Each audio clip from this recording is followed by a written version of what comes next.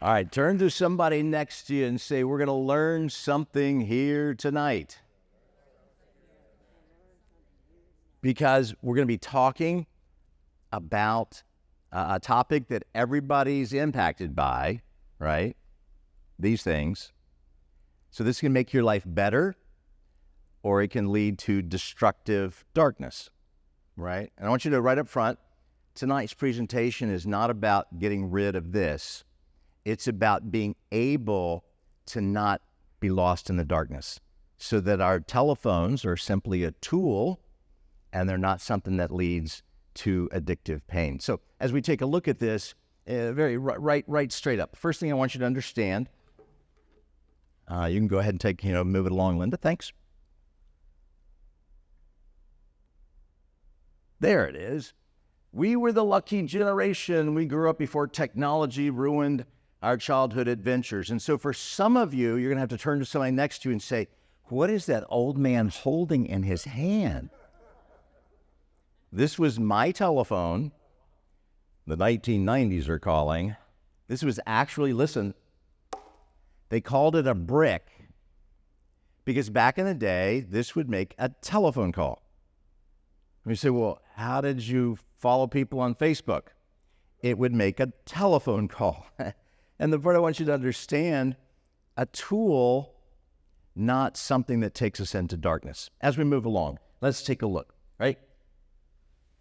This is from Pew Research Center. Many teens use social media almost constantly. And when we look at YouTube, TikTok, Snapchat, Instagram, Facebook, teen girls more than teen boys are on TikTok, which doesn't surprise us as we move along and take a look in on the slides. Teens are spending almost 5 hours a day on social media. So what does that mean for mental health outcomes? Let's take a look. And by the way, some of these fantastic, the research is from a book called The Anxious Generation by Jonathan Haidt, a professor, a Christian psychologist at NYU. Anxious Generation, hope you pick it up. It's #1 on New York Times right now. Anxious Generation. And he very graciously, in his research, all of the charts that you see, all of the research, there's a footnote. It's in the study guide that you have, and I hope that you have the study guide. If you don't have the study guide, massive study guide with all of the research, all of the footnotes. Who needs a study guide? Anybody? All right, here you go. And there's also a digital download of the study guide, so that way you can pass it along to be able to help people. So all of the research that you see, and it's important because as we get into the second part, how do I talk to my daughter about this? Because, Carlos, some of the biggest fights that moms say that they have is to pry this out of their kid's hand. Big fights. How do you do that? I'm going to show you the skills to do that.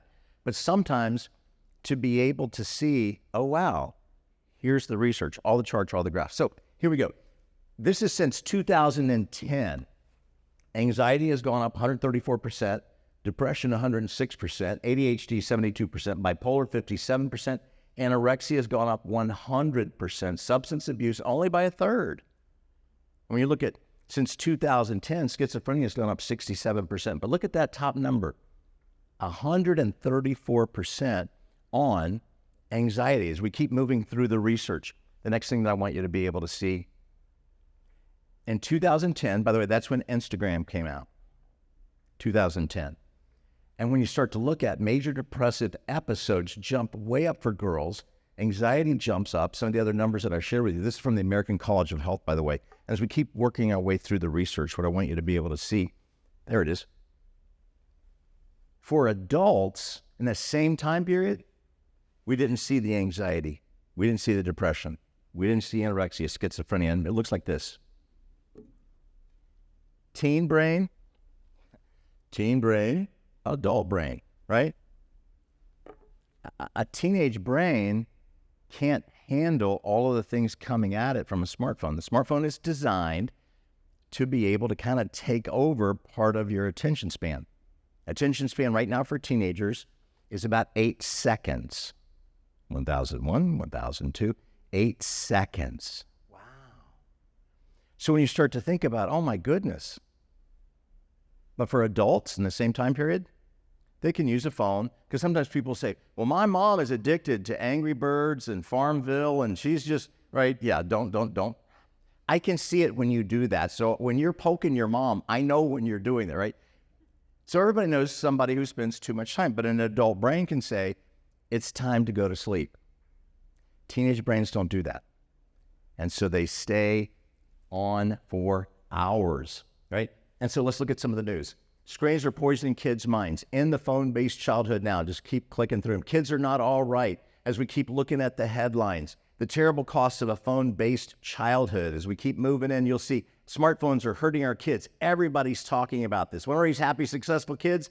Wait to give them a phone. Can we save our kids from smartphones? Or being able right here, Greg Wormuth, WFTV, Channel 9, social media concerns. And when we look at these headlines and we keep moving along, in fact, Glenda, you'll see here's the book and there's the website. You can get all of the research at that website. So this is a great place to take your smartphone and take a picture of that link, because you can go and you can get all the charts, all the research, and then you can say to the people that you love, especially if they're under 25, that's what we're looking at for young women, age 25 and younger. Why? Brains. Teenage girl brains are pretty much fully developed about 25. And people say, well, when do guy brains? Some people say that guy brains will hit adult brain. Some men will hit adult brain around age 75. I'm not sure exactly about that. I'm going to have to check the research, not in John's book.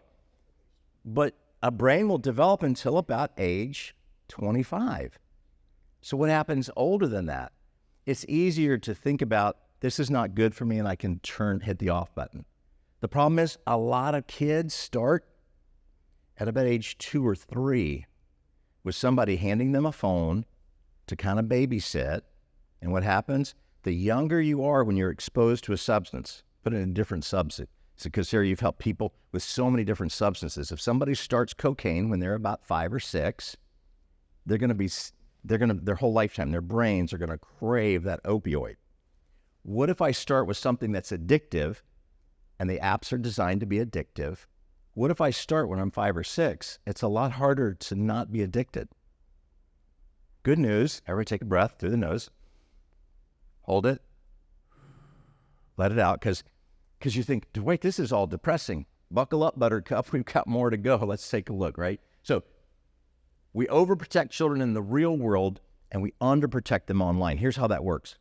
There was a day and age when this was popular that people said, oh my goodness, stranger danger. Don't let your child be in the park, because there's going to be a white panel van that pulls up, and that white panel van's going to have a guy in the van, and it's a creepy old guy, and he's going to have a poster board that says puppies and ice cream. And then your child will then run over to the white van and be kidnapped, stranger danger. And about 154 times last year, 2023, that happened. And tens of millions of times this year, the predators are not in white vans anymore. They're online. According to Facebook, Instagram, the company's called Meta, according to their own records, because they had a whistleblower, every week, 1 in 8 children under the age of 13 every week were approached by a sexual predator or a pedophile. 1 in 8. And you say, well, why don't people do something? Because the parents sometimes think the strangers are out in the park in a white van and not online. The predators went online to be able to get our girls, but we can do something about it. Let's move on.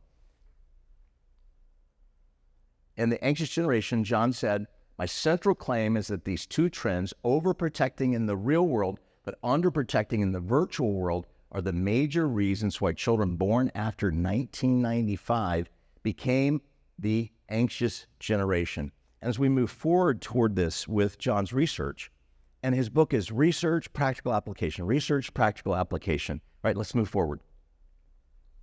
There's the web link again, if you want the web link. Here we go. Look at this. How much just anxiety? Ages 18 to 25, 161% increase.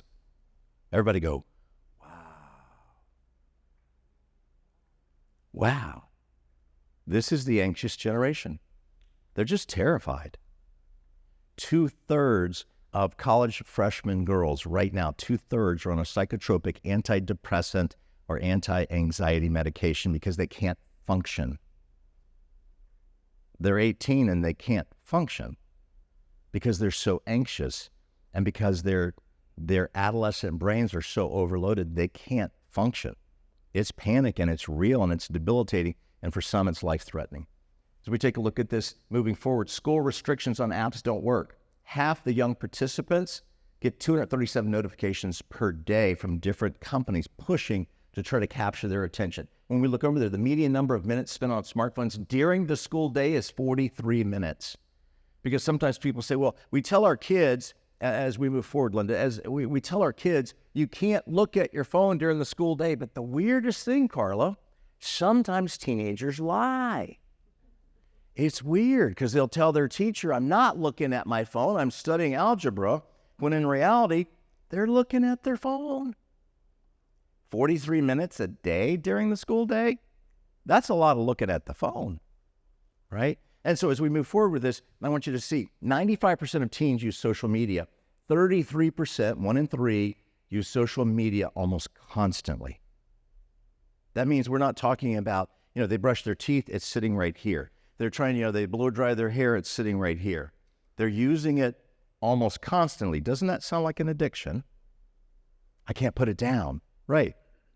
Because the people that develop the apps that make billions of dollars off of our kids want somebody to be totally addicted, where I can't stop.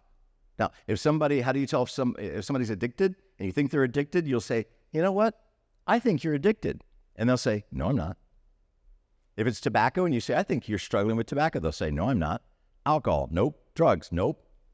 Because denial is part of addiction. But when we look at the data, social media usage among adolescents, 12th grade, 10th grade, 8th grade, right? 8th grade's a 13-year-old brain. And look at this, 5 hours for teenagers spent on social media, 9 hours on screens in total. 9 hours? Everybody say that. 9 hours? Turn to somebody next to you, look at them and go, 9 hours? That's more time than they spend at school. Way more time than they spend asleep. Now, here's a great technique. It's probably more useful for guys than girls, but maybe for girls. All right? Fun fact, our bones don't grow unless we're at deep sleep.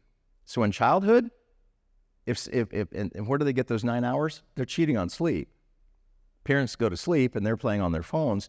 But to be able to say, if you want to be tall, and I've never met a young person that didn't want to be taller. If you want to be tall, you need to get good sleep because that's when your bones develop. But when I take a look at this, Snapchat, friend ranking feature, which means that my friends can rank me. Teens whose friends are everything are adding to their anxiety, right? So for $4 a month, I can check where I rank with my other friends to find out how people communicate. So what does that do? It means I can tell if I'm one of the popular girls. What if I'm not one of the popular girls? Then somebody's going to go online, they're going to send a text, and they're going to say, you should just kill yourself. You suck and you should kill yourself. And an adolescent brain that's already so anxious, that doesn't know how to function, 2 to 3 times a day, they go kill themselves. As we take a look at the data moving forward, all right, when we look at popularity, measuring how popular you are, look at the quote from a college student in Atlanta. There's something about the teenage brain that thrives on drama, and Snapchat facilitates it well. Let's move forward. And so to be able to see in slut shaming, comparison, and online hate, Scott Galloway teaches at NYU. And he said, if Julia Roberts, here's the backstory, Julia Roberts, who's a popular movie star, and her niece, who's also works in acting, they were sitting at a kitchen table, and somebody took a picture of Julia Roberts and her niece sitting at a kitchen table talking about something.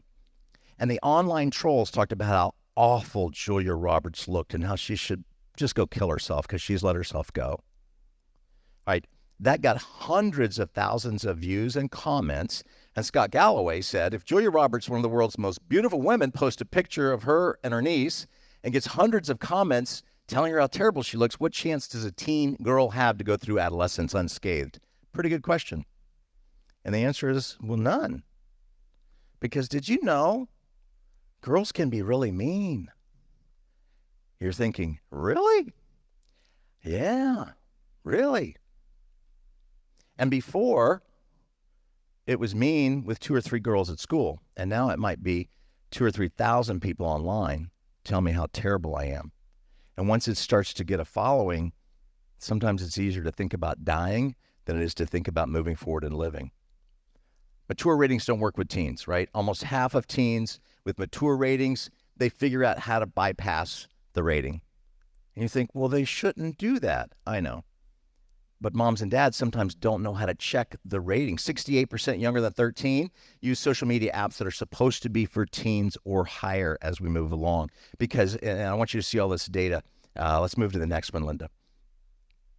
They're trapped in a screen. Social media gives the promise of a connection, right? So I've got hundreds of connections, but I feel more lonely than I've ever felt, right? Moving forward, I want you to be able to see how this goes. Remember, we're looking at some scary stuff, and then we're going to come back. By 2015, 1 in 5 American teen girls use social media more than 40 hours a week. That's more than a work week. By 2023, more than 46% say it's almost constantly. Gen Z were the guinea pigs in an uncontrolled global social experiment. We were the first to have our vulnerabilities and insecurities fed into a machine that magnified, refracted them back all the time before we had any sense of who we were. And the idea of a guinea pig is because this is the first generation that's had apps that are so smart and so sophisticated. The artificial intelligence in the app can tell about 100 times faster than a teen brain can function what you're looking at on the screen, to be able to push information to advertisers to be able to then exploit that teen brain to either make them feel insecure or fat or ugly. So then the advertiser can say, but if you're fat, you think you're fat, here's a pill, here's a supplement. If you think you're ugly, here's a beauty product. And it happens about 100 times faster than they can think. And so I feel terrible, and here's something that's going to make me feel better. I just need to get mom's credit card because that's going to make me feel better. And then what happens when you start buying the products? You don't feel better. So you got to get more products, right? So let's move forward. The percent of American adolescents with depression by family income. And this one was really interesting to me in the research. The more the family has income, the more depression goes up. And you think, why? Because you got to have some money to be able to give your kid a phone that costs hundreds or $1,000. Families that have no income, families that are being able to say, hey, listen, kiddo, here's a flip phone and we're all going to share it. They don't have this problem. Isn't that weird? They don't have the problem at all. Bottom line, fast forward. How can you solve all of this? How can you solve 65% of the youth mental health crisis in the United States, according to the Center for Disease Control, the U.S. Surgeon General, Pew Research, Harvard? How can you solve 2/3 of the mental health crisis? There you go. I said, well, Dwight, you've been a counselor 30 years. I thought you were going to say counseling, psychology, psychiatry. Nope. This is how you solve 2/3 of the mental health crisis. Because you take away the comparison, you take away all of the drama, and you take away advertising companies that are making billions of dollars on our kids. All right, let's dive in. Let's keep going forward. The great rewiring of childhood. Remember, you'll see the spike right around 2010. For girls, major depression. For boys, it's gone up as well. But today we're focusing on the girls moving forward. College freshmen, look at psychiatric disorders since 2012. So college, people trying to figure out who they are. Brains are developing, late teens, early 20s. But when you start to look at major depressive psychiatric disorders, individuals that are going to be in a behavioral treatment center has spiked, and the big reason is because of screens. The Center for Disease Control, 54% of teen girls, this just broke my heart. Greg Warmoth and I did a whole special on this over at Channel 9, and we love Greg because he has such a heart for community. And Greg said, where did those numbers come from? The Centers for Disease Control in March of this year said 54% of teen girls are constantly sad. Over half of teen girls just are struggling with depression. 32%, back it up, Linda, I want to take a look at that again if we can. 32% said, I think I should kill myself because I'm so depressed. 24%, that's this year, 1 in 4 have said, here's my plan. 13% have tried. Why? Because life isn't worth living. I'll never be famous. I'll never be popular. I'll never be pretty like the other girls on social media. I should just kill myself because the teen brain doesn't know the difference. Okay, as we move forward. Right, so look at the rise in suicide among adolescent girls. And what's really interesting is New Zealand has guidelines that don't allow for adolescent females, young females. But when we look at different places, United States, United Kingdom, Canada, Australia, all the way across the board. And the countries that said, we don't think young teens are ready for this. Weird. They didn't have the spike in suicide. Isn't that amazing? We don't think, let me put it in a different context. We live in a country that said, we don't think that teen brains can handle alcohol until age 21. Now, when that law was put into place, 21-year-olds were a lot different than today. Today, it should be age 25. Because if you didn't have access to a substance, marijuana, you didn't have access to alcohol, didn't have access to tobacco until your middle 20s when you have your adult brain, you wouldn't struggle with addiction your whole life. The younger you are when you get access to drugs, alcohol, tobacco, the younger you are when you get access to something addictive. For guys with pornography or gambling, the younger you are when you're playing violent video games, the younger it's imprinting in your brain, the younger, the more it's a lifelong struggle. But when you're able to say, we tell people you got to put your kid in a car seat. They need to wear a bicycle helmet because head trauma is bad. If you ride a motorcycle, you should wear a helmet. And what we're starting to see is the government stepping in going, this is a catastrophe, a mental health catastrophe. We need to set some guidelines because the research and the data is here. Okay, let's jump in. Adolescents who spend more than 3 hours a day have twice the risk. Remember, that's 3 hours a day. Remember what I said before? The average is 9 hours. That's why we're seeing such a massive spike in depression and anxiety. The average daily use, 4.8 hours. That's the U.S. Surgeon General. 84% of U.S. adults say, what is social media doing to our kids? 88% of parents say my kids are too dependent. 68% believe that smartphones should not be allowed in schools. As we move forward, I want you to be able to see. Emergency room visits, this is for suicide attempts. Since 2010, look at the suicide attempt for girls. 188% spike and saying, I'm just going to kill myself. I suck. I'm terrible. I'm ugly. I'm fat. I'm terrible. Nobody likes me. I should kill myself. And the online trolls say, you should. The world will be a better place. Sometimes after a girl's killed herself, the online trolls at her school will say, wow, do you see how much happier we are now that she's killed herself? And then it's like they just troll on for the next person to be able to say, you're terrible. And if I've got a teen brain, I don't know how to deal with that. And I probably don't know how to go to mom and dad and say, I'm being harassed at school and I think I want to die. That's why I want to open up the conversation as we move forward. Suicide rates for younger adolescents, you'll see for the younger ones, 167% increase. That's completed suicides, right? Moving forward. There we go. Screens take away from real life experiences. This is really interesting because the more screen time, the less likely they're going to work a part-time job. The more screen time, the less likely they're going to go get a driver's license. Average age for driver's license right now, when I was growing up, you couldn't wait to get your driver's license. And now the average age for driver's license, operator's license, not your restricted, is age 19 in Florida. So what's happened? Adolescence has been delayed by years. Well, who carries that responsibility? That's going to be mom and dad. Because somebody's got to drive them around, right? And you say, well, why don't they get their driver's license? Because they're terrified. Because anxiety, if you're anxious enough, you don't want to drive a car. All right, Sarah, you remember 16 years ago, I had a heart attack. God gave me a second chance. I'm so thankful. But for months, I've never shared this publicly. For months, I was so anxious about Orlando traffic that my wife had to drive me around because I just was too afraid to be behind the wheel of a car.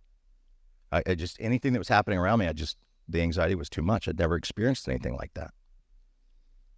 And remember, that was traffic 16 years ago. Even just getting here today was like, dear Lord Jesus, I'll be a missionary to Africa if you'll not let me get killed driving on Interstate 4. Holy cow. They don't grow up. For boys, some people call it the Peter Pan syndrome. They don't grow up. They stay stuck in a bubble called childhood because they're so afraid. Adolescents who spend more than 3 hours a day on social media double the risk, right? We looked at that. Dr. Murthy said all of this is associated with significant mental health harm for adolescents, right? As we keep moving forward through Dr. Murph, he's the U.S. Surgeon General. He said these harms are not a failure of willpower. They're not a failure of parenting. He wrote this in the New York Times. They're the consequences of unleashing powerful technology without adequate safety measures, transparency, and accountability. There's no seatbelt for parents to click, no helmet to snap in place, no assurance that trusted experts have investigated and ensured that these platforms are safe for our kids. There are just parents and their kids trying to figure it out on their own, and this is significant, pitted against some of the best product engineers and most well-resourced companies in the world that make billions and billions and billions of dollars, and I'm just a mom or a dad trying to protect my daughter. Who's going to win? The billion-dollar company. If you don't know what you're up against and you don't have conversations like the one we're having here, right? So less typical teen behavior.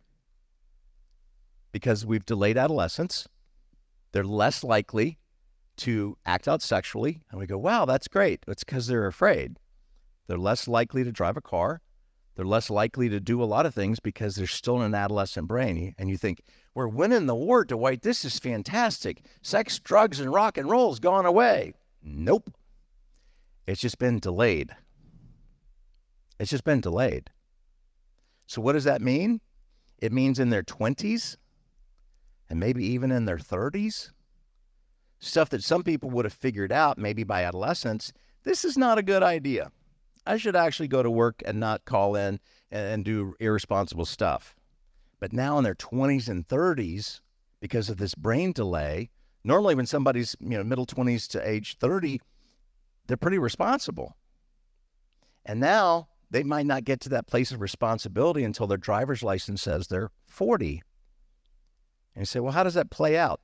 Some people called it the Great Resignation. During the third year of the pandemic, it was a shocking number of people just walked away from their jobs. And he's like, well, how are they going to pay their bills? They didn't think about it. They just walked away from their jobs. You say, who would do that? Somebody with a teenage brain. Because a teenage brain doesn't understand consequences. Moms and dads do.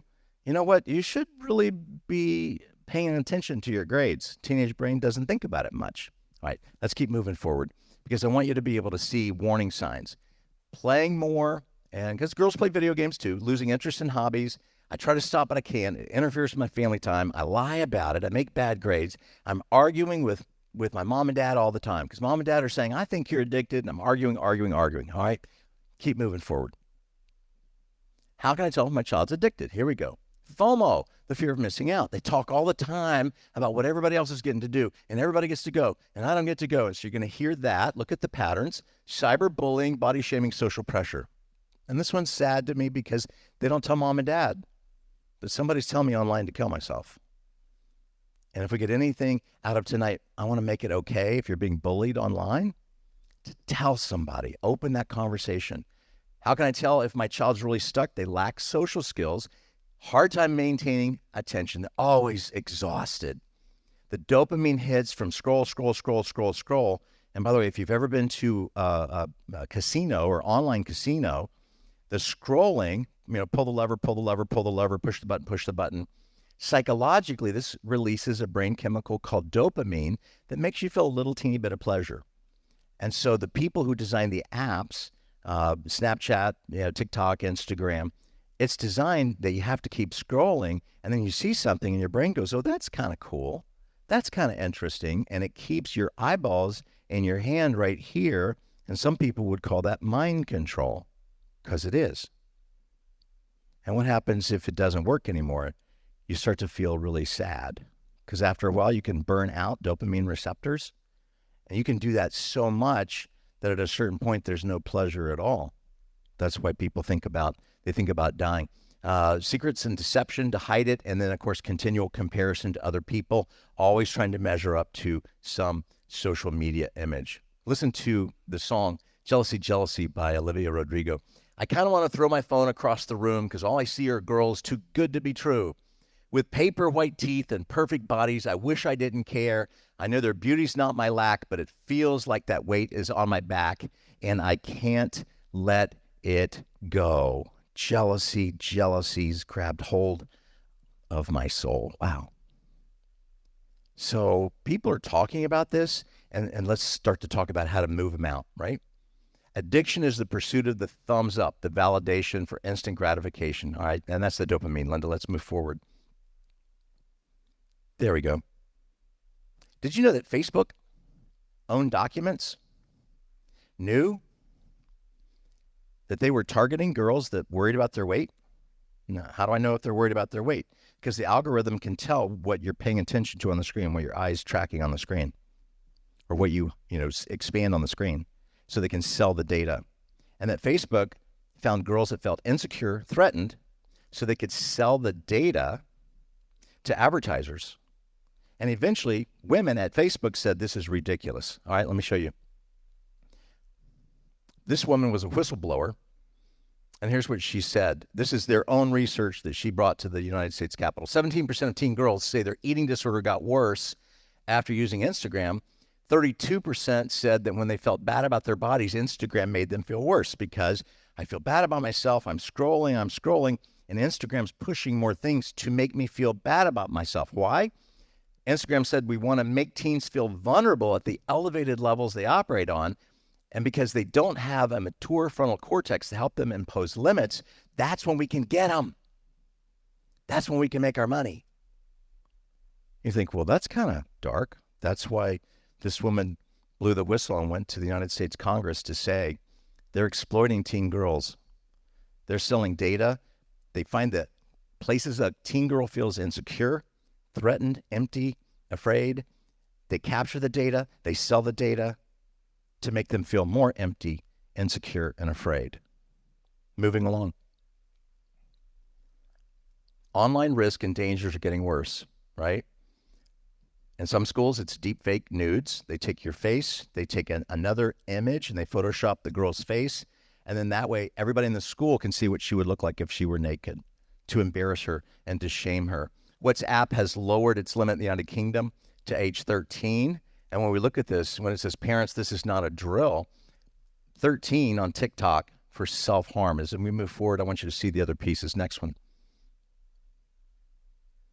And go ahead and hit the advance too. Selling data of children younger than 13 is an $11 billion a year business on Instagram. So what does that mean? I find out, remember, this is just for children younger than age 13. So they're online. I find out their insecurities, and then I sell all of their data to pedophiles, to registered sex offenders. And when the people from Meta and Facebook and Instagram were testifying to Congress and they said, you knew you were selling child data to pedophiles? Yes, we knew that. We make billions of dollars. It's not illegal to sell data. It's the parents' fault. The parent should not give them a phone. Congress, it's not illegal to sell data because Congress, you told us it's not illegal to sell data. Yes, we know we sell data to registered sex offenders about your daughter. We know that. We make it easy, and we make billions of dollars. What's the problem? Do you see a problem? Wow. By the way, there's a law in Congress that Congress may pass, the United States House. It passed the Senate almost unanimously. Democrats and Republicans agreeing. That's bizarre.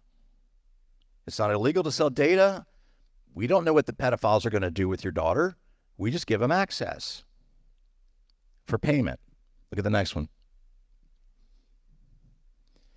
Girls are spending an hour crafting a perfect post, and they're waiting for other kids to comment. They're also knowingly, sometimes adult men are going to say, wow, I'm so gorgeous. It's not play, it's performance, it's brand management, and it plays on their insecurities. So I want you to look at even the next one. And then go ahead and hit that. Yeah, there you go. A journalist from the Wall Street Journal wrote about how Instagram's child sexualization community had been flagged, and they keep calling out Instagram and calling out Facebook and calling out TikTok. This is wrong. And the companies say, yeah, we're going to do something about that. But Stanford University and the Wall Street Journal said they haven't done anything about it. Because if you were making billions of dollars and that was your goal, do I really care if your daughter's being approached by pedophiles? It's your fault for giving her a phone. Not my fault. We're making billions of dollars. It's legal, right? And I would call it selling children, selling their innocence. Moving on. Instagram connects a vast pedophile network. The Wall Street Journal and Stanford said they've been implicated, and the data's there as we move forward. Because I can tell, you hear this and you think, this is bizarre. All right, moving forward. The probe showed that Instagram is key in connecting the pedophile rings to your daughter, to your niece, to your granddaughter. Next. Although social media platforms may claim they self-regulation, they have not, as we keep moving forward. Because I want you to see, where does it lead to? Well, it leads to suicide. And pedophiles approach them. The pedophiles say, send me a picture. Oh, you're so cute. And then the pedophiles say, I'm going to show everybody your picture if you don't get your mom's credit card and give me money. And then what about the daughters who don't have access to mom's credit card? A lot of them kill themselves to not embarrass their mom. And you think, oh my gosh, right? And so now there are law firms that are saying, has your child either attempted suicide or committed suicide? And as we take a look at this, I want you to see it's everywhere. Go ahead and hit it was a fly-in. There you go. And then the next one. And then the next one. Because these are parents who are holding up pictures of their kids who were approached by pedophiles who got caught in that, and it's about 3 a day, who just say, I'd rather die than embarrass my parent for my mom to see that I sent a picture.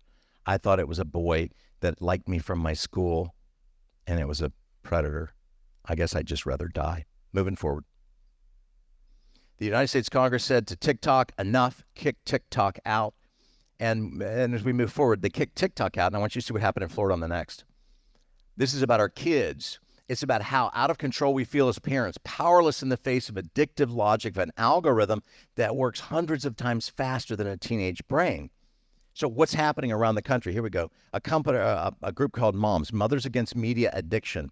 How many screams of mothers, fathers, and children will it take for real and effective change to be put into place? And these moms are saying enough already. Congress is moving slow. They're at least starting to move a little bit, but these parent groups are moving forward. Here we go. 70% of parents believe smartphones negatively impact family life. 55% of parents say their child's phone is the source of big arguments. Half the big arguments are about the phone. Next. 50% of parents admit mobile phone has changed their child's personality, and 33% have cried because my child's so addicted, right? No wonder 50% of parents regret handing over a smartphone to their child. Jonathan Haidt, who wrote the book, said, let's just get them out of the schools, right? And so look at this, and just keep flying them in. This is the Los Angeles Times is getting rid of phones. Just keep clicking there we go. The state of California, not a conservative state, is banning smartphones statewide. All right, keep going. All right, New York City also. Next one. There we go. New York City is going to ban in February all smartphones not on campus. No smartphones. Not like you bring it to school and you lock it in a locker. Not even allowed. Why? Because enough researchers are saying this is 2/3 of the mental health crisis. Well, we can get rid of that. Well, how long does it take to detox your brain? About a week and a half. And then what happens? The innocence of childhood comes back, right? Keep moving forward. The state of Florida, Governor DeSantis said, we're banning social media for younger than age 14, right? And we move forward. Just as the Surgeon General said with tobaccos and guns, social media is a public health hazard. Eric Adams said, Mayor of New York, as you'll see on the next fly-in. It's like digital fentanyl. Even the most plugged-in parent has a hard time shutting the door because they've got a teen brain. And a teen brain, what's a teen brain going to do against an algorithm that's designed to hack their brain? Lose. What's the solution? Unplug, right? As we move forward, And don't you love this? I just put this in, Sarah, because I thought this guy said it all to me. It was like, this is me giving advice to my teenager. As you can see, he's getting a nice cup of coffee going there, right? Giving advice to a teenager's hard, right? It is, but let me give you some answers. Here we go. Let's take a look at some positive things. Because one of the areas parents say, well, I'll put limits on the phone. 58% of teens say they never had controls put on their phones by their parents. 47% whose parents did know how to put the parental control bypassed it. How? You can do a factory reset and all the parental controls go away. VPN software, parental controls go away. Hacking the router, memorizing mom and dad's password. There are ways to bypass the parental control, but most parents don't even have it on the phone. My child would never do that. How do you know? My child would never do drugs. How do you know? My child would never feel suicidal and depressed and anxious. How do you know if you don't ask and start a conversation, right? The percent of teens who go out with their friends has dropped because they're on screens, all right? Moving forward. So Pew Research said many parents and teens think it's harder to be a teenager today than any time in history. And look at the data, right?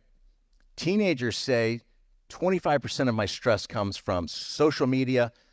Almost 40% comes from tech. Moms and dads, 41% of the problem is social media. 65% of the conflict I see in my child's life, 2/3 is because of social media as we move along. A basic concept is called opportunity cost. In other words, if I spend time on this, I just lost time on this. If I spend time on social media, then I've lost time on other activities like sleep or homework or having friends, going out with friends. Look at the fly-in. 15 years ago, the internet was an escape from the real world. And today, the real world is an escape from the internet. And to be able to say, what would happen if we put our phones down? We were at a Christmas function, light the candles and sing Silent Night, and I always cry. And I was so impressed, I was taking a picture of it because, our church has a lot of people.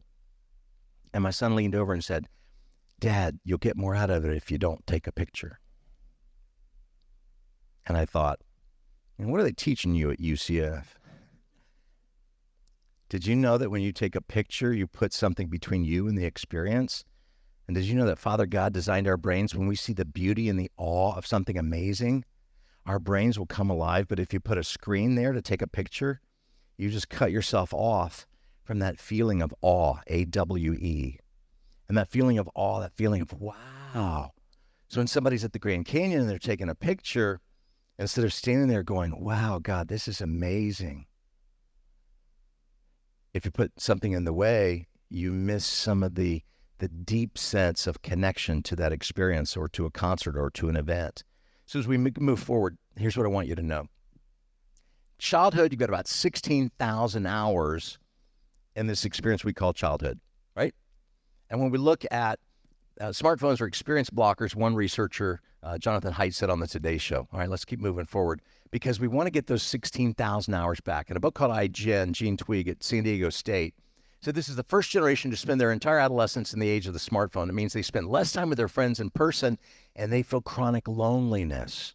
They feel so empty. They're obsessed with safety, focused on tolerance. They have no patience for inequality because they kind of do what they're told to do online, Gene says in her book. All right, moving on.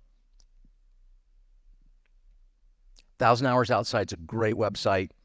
Nancy Jo Sales wrote a book about it. She said, I'm surprised parents are still giving their children phones or even considering giving their kids phones as we move along. All right, Nancy Jo, she said, when I mentioned, she's quoting in her book, when I mentioned I was upgrade my phone and give my old phone to my daughter, they all firmly and loudly said, whatever you do, don't give her a smartphone. You'll lose her. And I was stunned. They continue to talk and share stories of their smartphone woes. The best parenting advice comes from listening to other moms. And her book, Social Media and the Secret Lives of Teenage Girls, Nancy Jo Sales. Moving on. So should we smash the phone? No. Some people are saying yes because it's an epidemic. All right. Some people say no parents ever look back and wish their child spent more time in the virtual world. But should we smash them? This is just a tool or it's a pathway to a very dark place. Screens are part of life. They don't need to overwhelm and take over our lives, as I want to show you. All right? The world is a dangerous place, Albert Einstein said,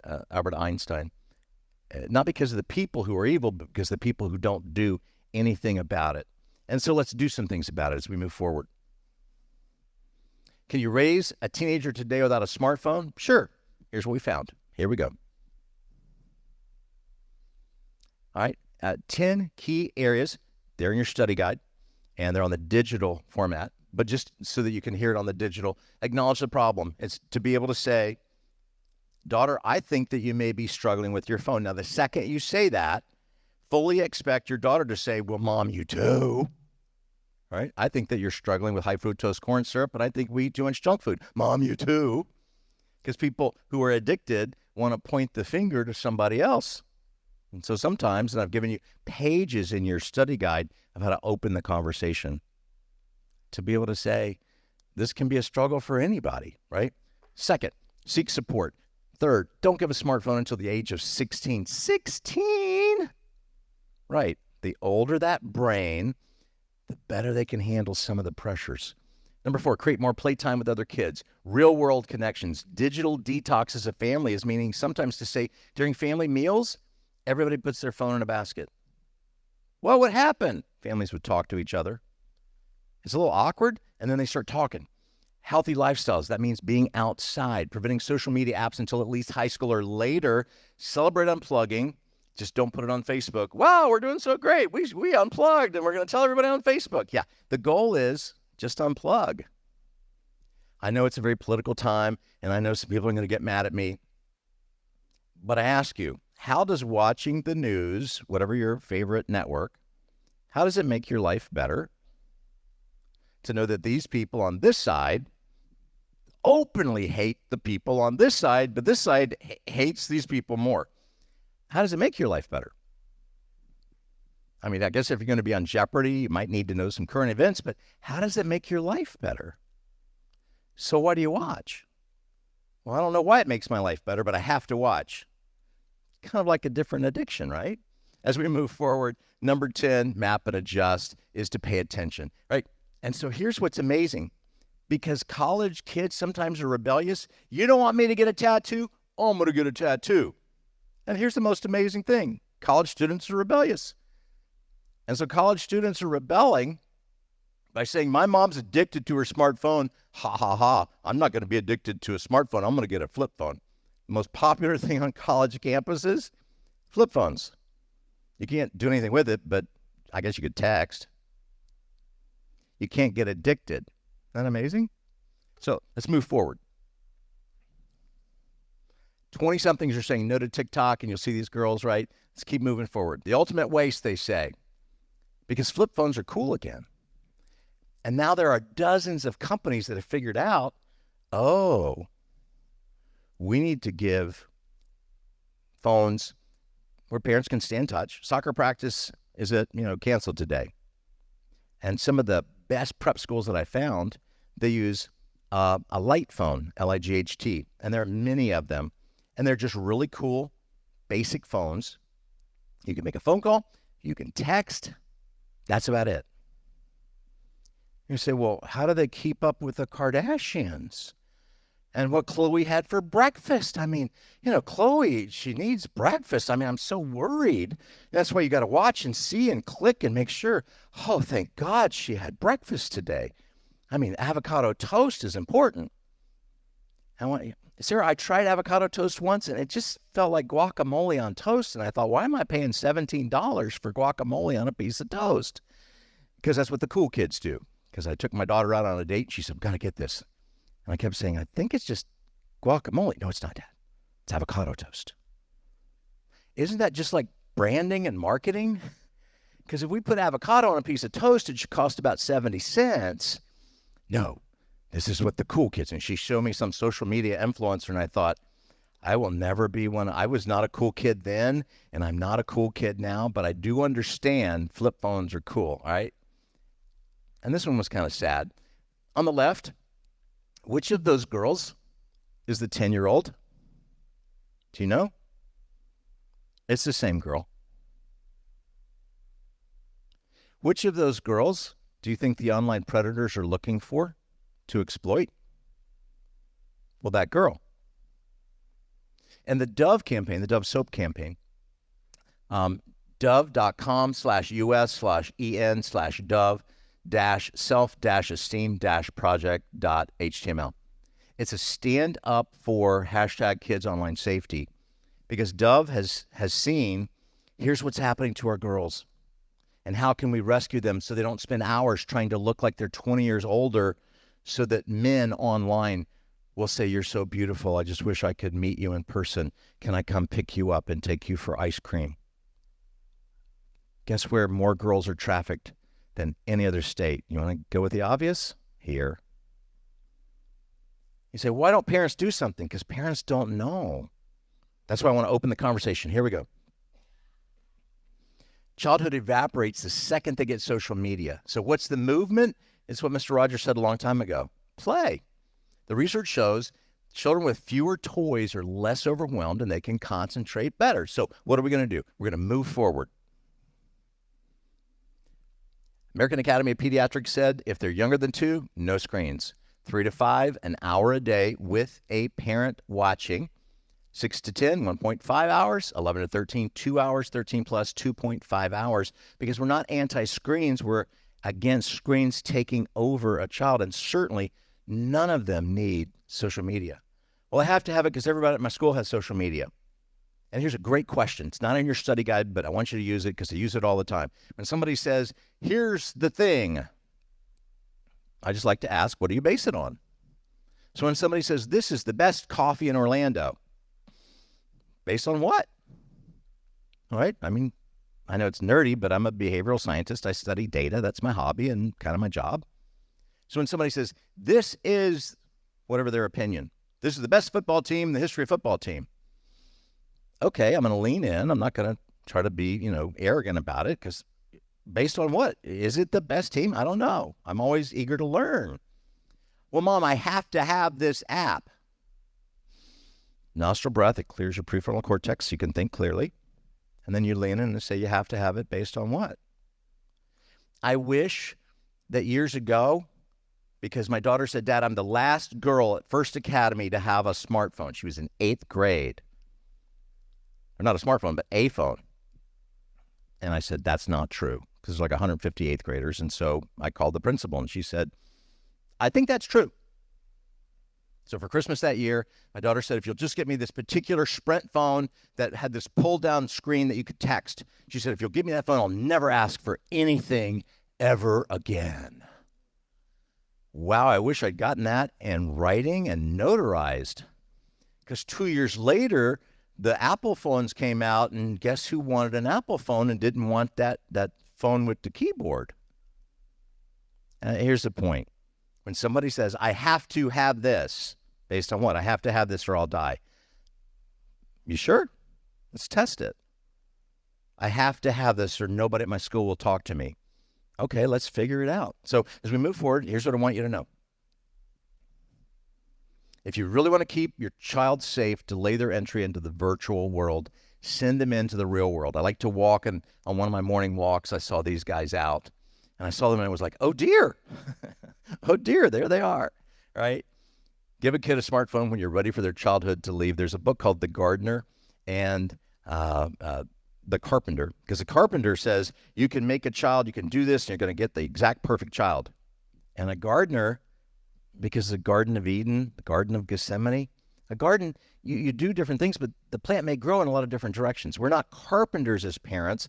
You saw and you measure and you do these things, your kid's going to turn out right. Now we're gardeners. I like that thinking. All right, moving forward. The 4 norms, here they are, number 4 of them. No smartphone before high school, no social media before 16, phone-free schools, more independence, free play, and responsibility in the real world, or what Zuby Music says, giving most adults cannot manage their smartphone and social media related addictions and emotions. The idea of giving a young child unfettered access to them strikes me as insane. Pretty good thought, right? Moving forward. Parents are coming together around the world. We talked about Mothers Against Media Addiction. Look at some of the others. Go to the next one. Thousands of parents started a group we should get rid, and thousands of parents started. Just keep hitting the fly-ins. And look at these support groups for parents around the world. There's the web link, anxiousgeneration.com/aligned-orgs. And it's not just in the United States, Western Europe, of parents saying, we're going to support each other because we're going to figure out how we can help our kids break free. Next. These are, and they're in your workbook, these are places that there are videos that'll open up conversations. Keep moving forward. Videos, how to ease kids' social media anxiety, opening conversations as we move forward. And there's a place called Be Real where you do go online and you post your top 1 minute for the day, and you only check it 1 minute a day. All right. To have a screen, okay, we're just not going to live on the screen. Moving forward. Choir is one of the most connecting experiences of childhood. Well, that's something to sing about. So it turns out, not the TV show Glee, that was kind of weird, but to have choir where you're singing together and you're together and you're in community. So think about Sunday school, youth group, going on summer camp. Our kids would go to the summer camp, the Cove up at the Billy Graham Training Center, getting involved in volunteer, coming to House of Hope, being involved in community, doing things to help other people. And you know what happens? My teenage brain starts to mature, because one of the great ways to move from teenage brain to adult brain, we see it modeled in Scripture, and psychology backs it up. Go help somebody. Go support somebody. Helping somebody is a very adult thing to do. Caring for other people, and maybe even opening a conversation for the other kids at your school that you think are kind of addicted to this, that are lost in the darkness, right? So as we move forward, a couple of other things. You'll help people that I'll never meet, and education's a path out of desperation. And I want you to be able to move forward, and I want you to be able to help open conversations, to be able to say, came to House of Hope, we learned some things, and that's why I gave you a workbook and all the research, because we don't have to have 2 or 3 girls feel so hopeless that today they kill themselves. Now, good news, since the research came out from the Center for Disease Control in March, the suicide rate of girls attempting suicide has dropped almost 12% since March. And the Surgeon General and the CDC believe that the reason it's dropped so dramatically is because so many thousands of parents and parent groups are saying, enough, enough. And you know what happens? One mom and dad awake can awaken another. And the second set of parents can awaken their next door brothers. And the 3 set of parents can make such a fuss that they finally awaken the rest of us, because a bunch of parents with the truth in front of them and some tools will multiply. And so, Carlo, that's why when we talked about this back in March, when this data first came out, and I've been working to be able to bring tools, the good news is parent groups and conversations just like this, and your workbook is how to start the conversation with your girl. Because when we open that conversation, the death rates are going down. And the Center for Disease Control said, keep it up, moms and dads. Keep it up, counselors. Because the more we open those conversations, why, it sets girls free. I think it'd be appropriate if you have any questions. I'll take questions. You can put them in a text box if you're watching online, and you can type them in. Or if you have questions here, you can pop up. Happy to answer them. Remember, your workbook has the links to all the research. Your workbook, I wrote it, took the copyright off. I want you to share it with whoever you like. If you're taking pictures of this guy who tragically lost his hair at a young age, and you want to tag it, I'm Dwight Bain on social media, and you say, you have social media? Well, yes, and Alex Short at my office manages social media, because I don't want to spend time on things that just aren't a good use of time. I want to learn and stretch, but if you tag it, then Alex will be in touch with you to be able to say thanks for helping us to spread a message. Girls are dying because they feel like nobody cares. Guess what? We can change that.